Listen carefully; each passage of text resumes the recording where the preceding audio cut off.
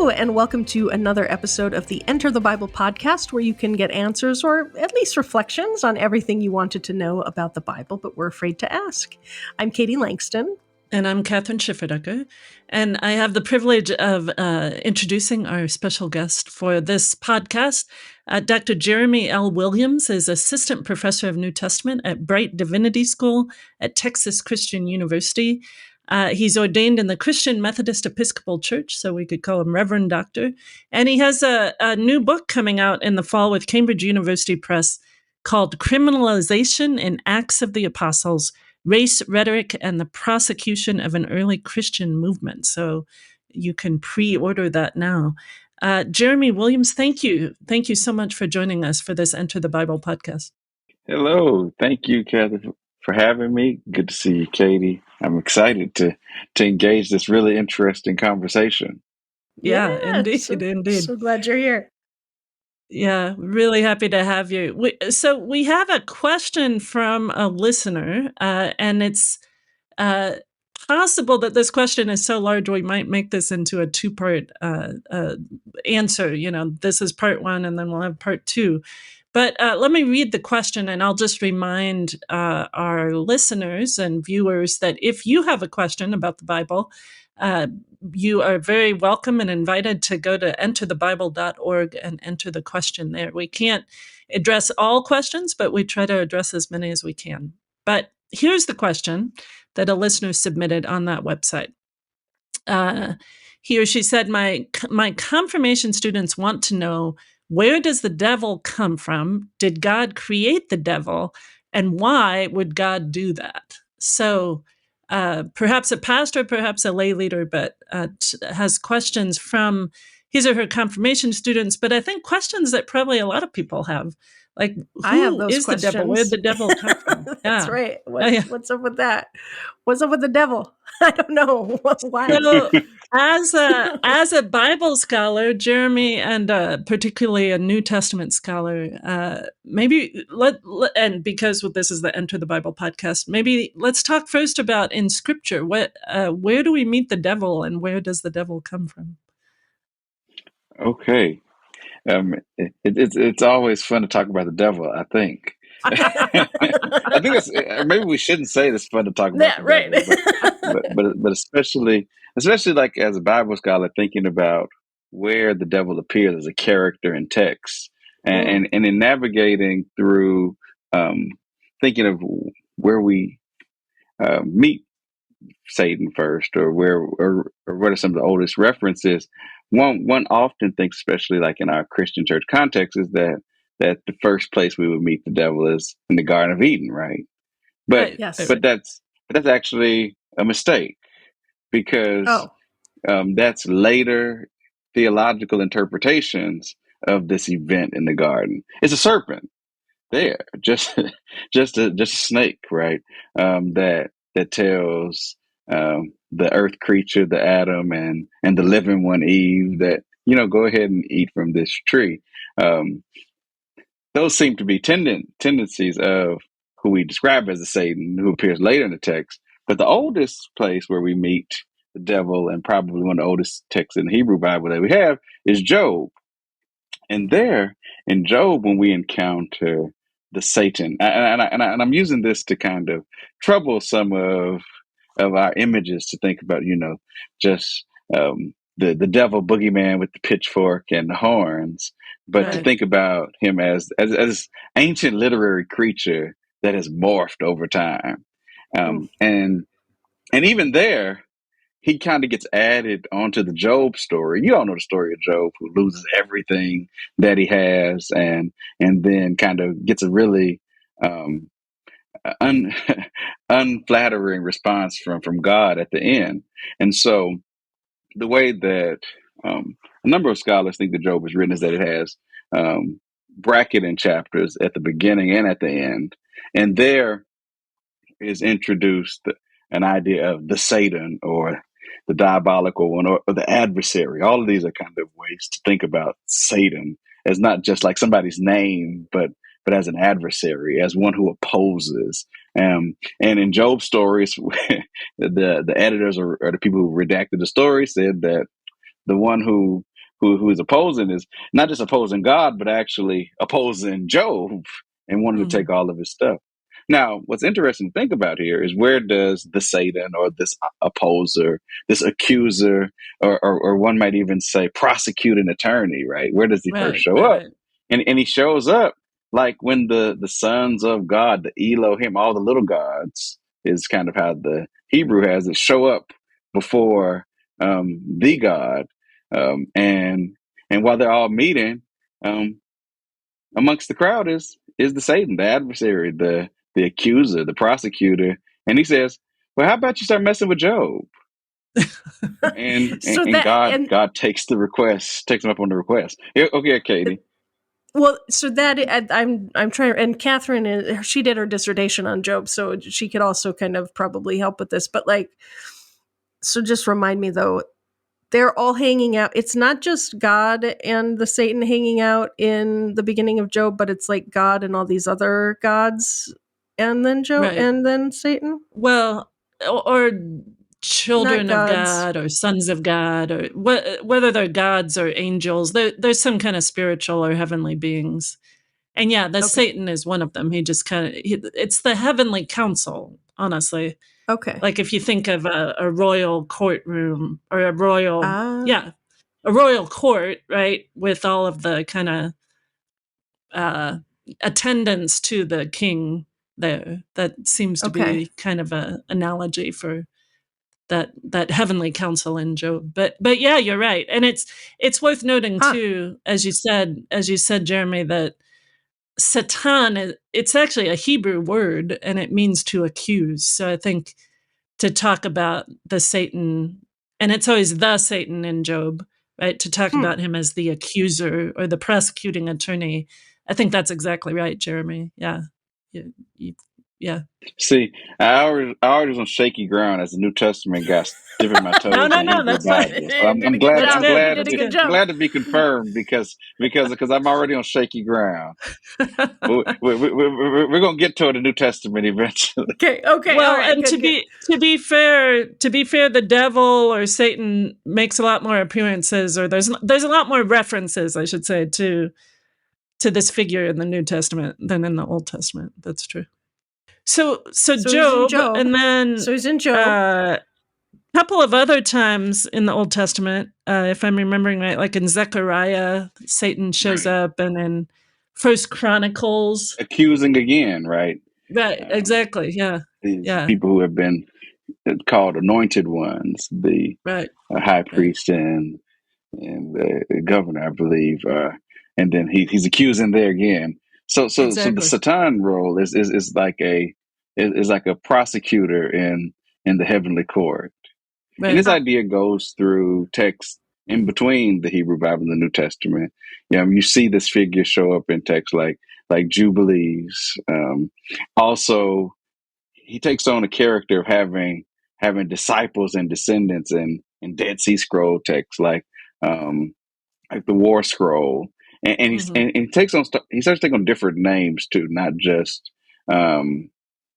the Satan or the adversary, also Mastima or idea or noting that not just Satan but like the devil or Diablos is the name that gets used frequently in the New Testament, and part of what happens in this period in between the Hebrew Bible and the New Testament, and this what's often called Second Temple Judaism, this intertestamental time, is he begins to take on this image of being a part of the end of the world, and this figure that'll show up in us, especially to attack, prosecute, or persecute God's people, chosen people, generally thought of in these texts to be the people of Israel, and attacks them through either imperial forces, through other national enemies. And so you can imagine the Greeks, the Romans, and going back to the Persians, they start to seem like the army of this evil one, this devil, this Satan. And so in that, so in some ways, the devil has in this period has a lot of political implications, representing the invisible forces of empire that are continually oppressing this group of people, whether in Israel, Palestine proper, or across the diaspora.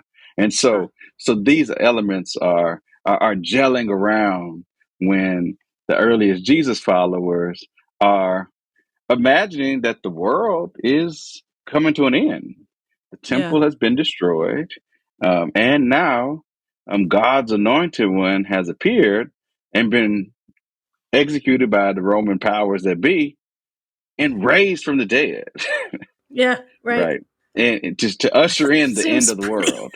And what's one of the characters that shows up at the end of the world? The devil. The Satan, yeah. Is it fair to say that these historical tragedies or these historical evils, like the Roman Empire destroying the temple or executing Jesus, or all of the many troubles that the Jews go through, in those intertestamental times and in the New Testament times, that there's this kind of developing thought of, well, there must be something else besides just history going on here, right? There must be a evil force, an evil being behind, right? And Paul talks about spiritual warfare, right? That there's some malevolent, being in back of it all. Is that fair to say? And it has to be a powerful kind of thing, right? Yeah. Certainly not more powerful than God, but also indubitably more powerful than humans. Right. Which leans into something that Paula Fredrickson likes to talk about. I had the opportunity to hear her speak a number of times. And when we were in Israel, Palestine, she gave this really interesting illustration about how in the ancient imagination, there was a gradient between humans and gods. That any god is greater than any human was a part of the ancient world. And part of that imagination also meant that just because something is a god that you don't worship, it does not mean that it's not powerful. And it does not mean that it cannot have an effect over your life. Your God is more powerful, but a human does not want to take on the devil or spiritual deity in any kind of way without proper resources. And I believe that that's kind of what we can find at stake in the trial or temptations of Jesus in the wilderness, where we see Jesus really demonstrating supernatural strength, both through fasting, but then at this point of weakness, this enemy, this accuser, this prosecutor comes to raise up various challenges in order to not just set Jesus' course off, like in some kind of personal piety way, as we often think, but in line with what we're talking about, thinking about the end of the world coming. If Jesus is the Son of God, the anointed one, then you can really set the whole course of human history off by leading Jesus down a different trail. And so part of why I think realizing these end time components of the devil are important is because it helps to see the gravity of what's happening in some of these moments in the Gospels.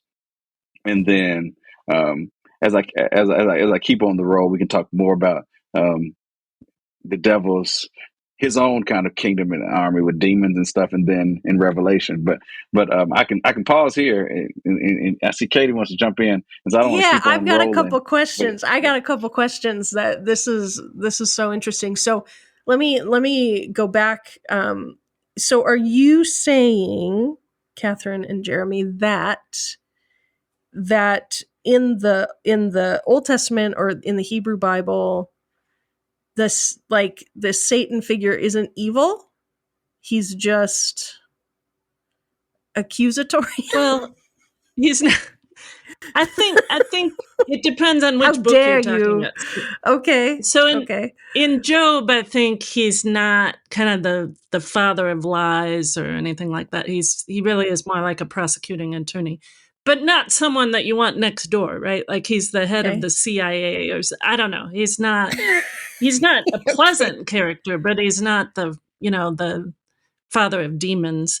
But by the time you get to like 1 Chronicles 21, where the Satan appears, that's probably a later text, certainly than Job. he does appear to be evil, right? He tempts David into taking a census, and which is not a good thing. That's a whole other story. But he becomes more take of a census. Yeah, Well, I'll have to submit that question.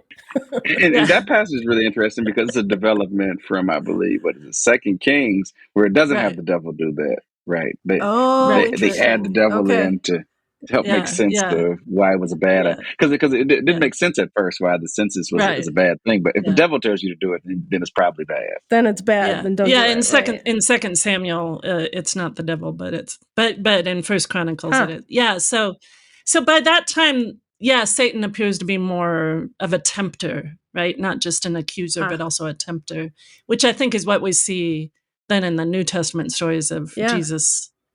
I really like your point there, Jeremy, about that, the temptation in the wilderness as it's depicted in the Gospels is not just a personal piety kind of thing. It really has cosmic significance, right? Like if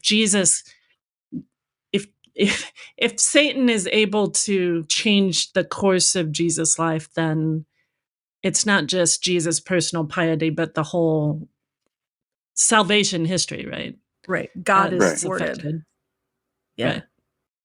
Huh.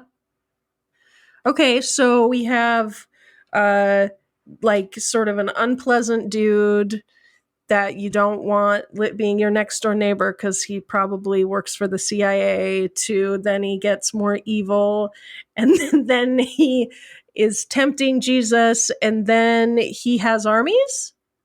Jeremy? Yes. So how does that happen? And then by the time you get to Revelation, right? He becomes a whole dragon-like character that is able to deceive the entire world, and then ultimately gets thrown into a lake of fire, which is different than hell. Just to note that in Revelation, in the 20th and 21st chapter, what you find is that hell is thrown into the lake of fire. Because hell or Hades is really just the abode of the dead. It's not a place of torment or torture. It's just where the dead go. And so, as we have these conversations, some of the reasons why I think it's important for us to go back and start to peel these pieces or peel these layers is what they help us to start to see is that some of our contemporary understandings and images of the devil, Satan, are developed way after biblical text, and I, like the one I'm just now presenting is the idea that like the devil lives in hell. Like that's not a biblical idea. There's like no support for that idea biblically. So what do you do with that, right? We realize that these are part of later inherited traditions. So unpacking what we find in the text can in some ways help us to examine what do we want to do with the image of Satan, and what use and what good can there be good with this image or with this character. So and I think there can be. One... And we can talk about that maybe in the second part. But I think the devil has some. I think you can use I think the devil can be useful. Not all the time, but yeah, I'll just leave it there. But we can. But I think cliffhanger. Before we go there, when the devil is good. Let's talk about that in part 2. I did have a question. It goes back to the question that our listeners submitted. Did God create the devil? And if so, why? Maybe that should wait till part 2 as well. But what it reminds me of is this very common story, or at least that I heard growing up, right? That the devil was once an angel, the angel of light that rebels against God and is cast down. So I know some of the texts that have been used to talk about that, like Isaiah 14:12 or Ezekiel 28, both of which refer, like Isaiah 14 is talking about the king of Babylon, but they refer to him as the day star, right? And Ezekiel 28 is talking about the king of Tyre, but early church fathers interpreted that as referring to Satan as well, that Satan rebels against God and is thrown out of heaven. So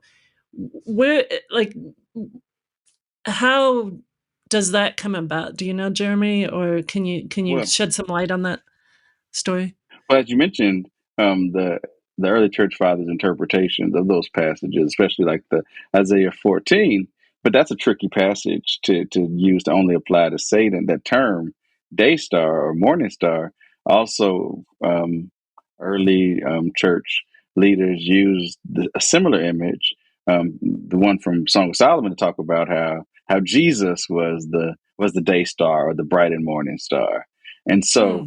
And so images are tricky because they can be used in multiple ways. But in the New Testament, there's passages in like Luke, after the disciples come back from having received power to cast out demons, and they talk and they report, and then Jesus says, "Well, I saw Satan fall from heaven like lightning."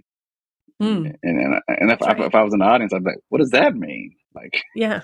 like What what does that exactly mean? do you mean that?" And the Revelation Yeah. 12 passage that I was speaking of, where you have the dragon image, and then you have Satan literally cast out of heaven, and then to wreak havoc on earth is what happens in the next part of that passage. And so um, some have interpreted that Revelation 12 passage to be um, a re okay to be a retelling of the story of creation, or a version thereof, where you have, especially taking images from Greek mythology, like the story of Python and Leto, and this idea that you have this woman getting ready to give birth, and you have a serpentine dragon chasing her, and there's a war in heaven, and then after this war in heaven, this enemy is thrown down, and really is what creates all of the true chaos that happens on earth. And in Revelation, particularly, the enemy's work is to prosecute, persecute, chase the people of God, who are people who refuse to worship the idols of the empire or participate in the imperial cult, because they are, and from my reading, and we could talk about this a bit too, they are people who subscribe to Jewish practices, but simultaneously believe that Jesus is the Messiah who's been raised. And so they find Right. themselves marginalized in multiple ways. And so in Right. that way, the enemy become, or this really mythical type enemy, becomes a way for them to imagine perseverance against the Hmm. local tyranny that they're experiencing, to recognize that ultimately it will be vanquished, whatever enemy they face, even if has dragon-like proportions, Hmm. world destroying. I mean, this dragon like drinks up all the water on the earth, kind of deal. And so this shows what they're up against, or it's a way to imagine the gravity of their experiences, and ultimately the lesson is that the enemy, is no match for their God. Maybe I already jumped into what I wanted to say in part two. So, No, I think but I think that's yeah, that's really helpful. Um I have one other question and then I think we could go to part 2, but so there are these like demons in the gospels, and Jesus is always, cleansing and casting out the demons and that sort of thing. And would they be understood to be like the same type of being or force or entity as Satan at that point in history, or like are they Satan's minions at that point in history, or are they just additional bad forces and entities and energies or whatever, powers, principalities, I don't even know, like, or is it, But do this is a we really not good know that? question. Yeah. It's a really good question, and the first thing I would say is it's a really good question, because there are different terms used to denote different types of um, I guess we can say supernatural, as in Hmm. beyond natural figures. And I guess one thing from my training, I'm always suspicious with every word that I say, because each of these words can be a landmine, because in the ancient world it was all supernatural, because they Right. they had a different way of understanding Right. how nature worked. right? Right. But to us, like these figures, there were like demons, daimones, there were unclean spirits. Then you have like in Acts 16, the enslaved girl with the Pythian spirit, and it intentionally is talking about like the spirit of Apollo's python that would appear from the Delphic shrine. So you have these different terms used to talk about different evil or oppositional spiritual forces, right? And so to answer your question directly, though, in talking about demons, there's a story in the Gospel of Matthew that comes to mind where Jesus casts a demon out. They don't go through details to explain how it is expelled or how he expels the demon, but Jesus's opponents that Matthew likes to portray as the Pharisees, they question the legitimacy of Jesus' authority of casting out this demon, and they say he does it by the power of another force, Beelzebub, which has connections to Baal, and so it's this idea that there's a evil ringleader, if you will. And then Jesus shares that even the kingdom of Satan has an order. And therefore, he goes on to say that a kingdom divided against itself can't stand. He said, so I can't cast out a demon by the power of demon or Satan. He said, but instead I do it by the power of the Spirit.